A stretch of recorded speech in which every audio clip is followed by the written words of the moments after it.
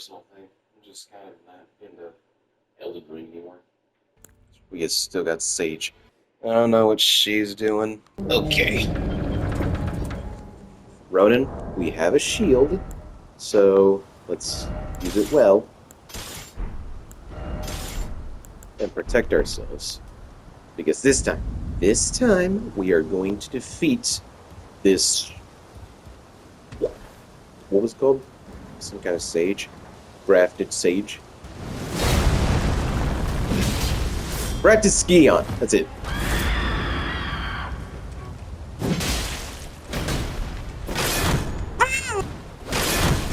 Damn. I mean, the world is cool.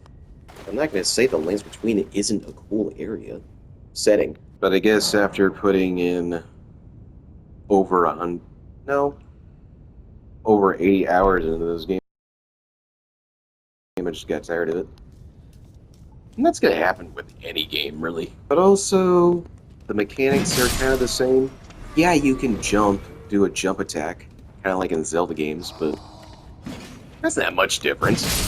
Take away the Celtic or Welsh of aesthetics of the game, and it's basically just another Dark Souls. Which sounds like a good thing, because we love Dark Souls, right? We love Bloodborne. But, you know, Bloodborne felt like an actual evolution of the Souls genre, or whatever you call it. It's not a gimmick. The Souls variation of gaming, the Souls play style, because it took away the shields. You can find a plank wooden shield in Bloodborne, but who the heck is going to use that like a goober? No, you're going to use your gun so you can parry and shoot people in the face. You're going to shoot your boss's enemies in the face so that you can pull off a visceral attack, because that's awesome. But then Elden Ring came in, and it's like, hey, we brought the shields back. Well, that seems like a step back, doesn't it? No, it's totally different. Look, you can jump now. Okay. But now... So, we parry with shields again? Yeah, we still can do that with L2. Yeah, but you can jump!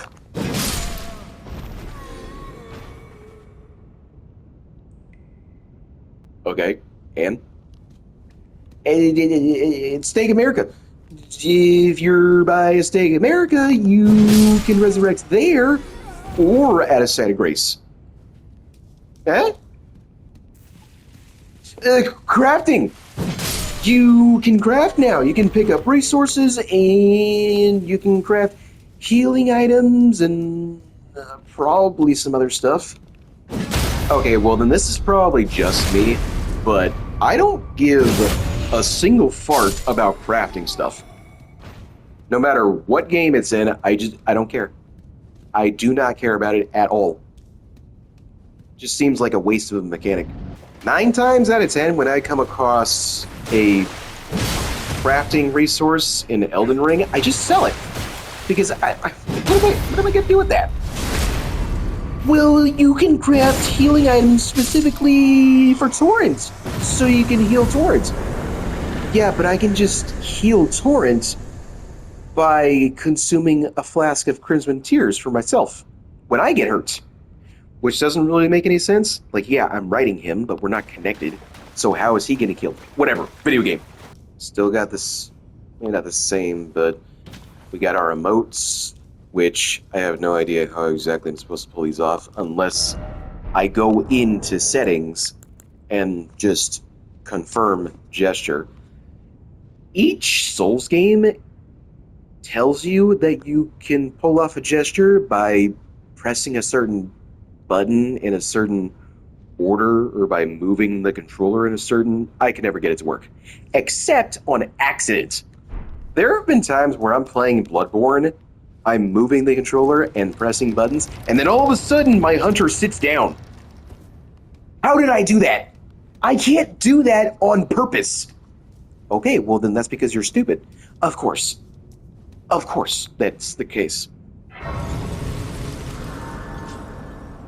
9 times out of 10, that's what's wrong, is I just don't understand what I'm even doing.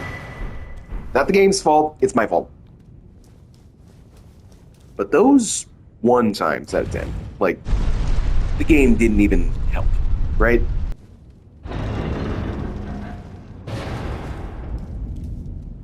And am I the only one who doesn't really like that there's music in the overworld? I liked it so much more in the older Souls games where they saved the music, right? Yeah, there's gonna be a boss theme for each boss, because that makes sense. But then there's also, they saved the music for special places like Firelink Shrine and Ash Lake. Where did that go? That is so much more of a nitpick, I admit. That's just a me thing. I think it makes perfect sense for a game like Breath of the Wild and Tears of the Kingdom. I mean, when I first played that game and that theme kicked in for Seaside, ooh, yes, yes. But this isn't Breath of the Wild. So it's like weird though. Summoning pool is now functional. What are these for again? Do these make it so that you're actually able to summon ashes? I don't think that's right. Because I've been able to summon my ashes without interacting with those statues. So what are they for? They're not to summon, like, NPCs, right? Or are they? Is that what it is? Maybe not. Because I've also been able to summon, what's his name? Rogier? I've been able to summon him to help me in the fight against... Hold on.